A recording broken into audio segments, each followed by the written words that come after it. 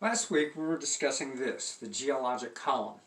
And this is a representation of something that is found in nature all over the world. If you Google the Grand Canyon or the Black Canyon and you look at the sides of the canyons, or if you perhaps live by a road that cuts through a mountain, you can look to the side and see the different layers and strata of rock. Well, according to a lot of scientists, those rock layers represent millions and millions and millions of years of gradual progression and evolutionary change.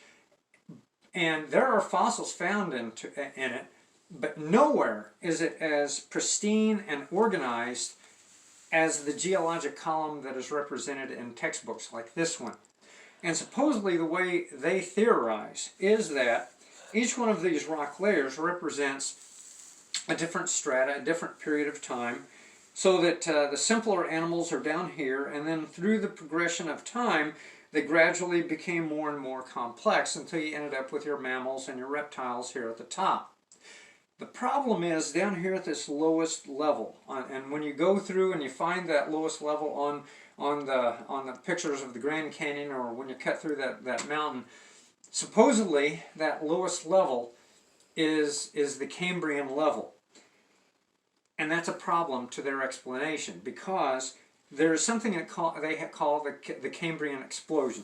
Below that there is very little, if anything, no fossil record, and yet all of a sudden at the Cambrian level there's this explosion of all these complex, fully formed, non-transitional fossils of all these different kinds of creatures. Well, how does that be? Why is there not anything that leads up to the complexity above that Cambrian level? And then a lot of times you will find the more complex, a lot of times you will find the simpler marine animals up here where the more complex animals are.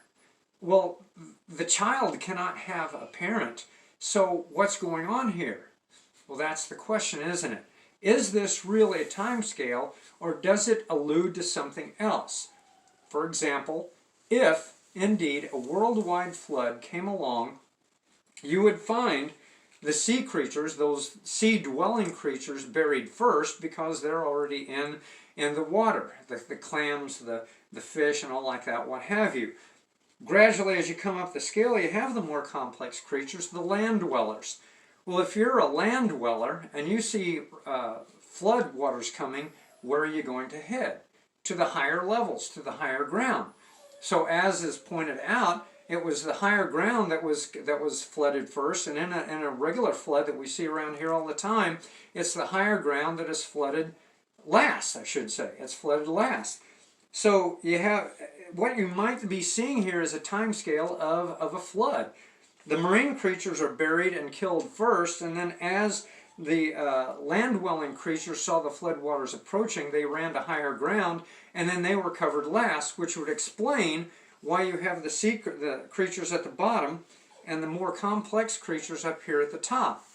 And it would also explain why sometimes you find a fossil of a creature that's down here up here at the top, because as the harsh floodwaters came, everything was jumbled up, and then it was frozen solid in a rock formation. Something to think about. If you want to know more, click the link.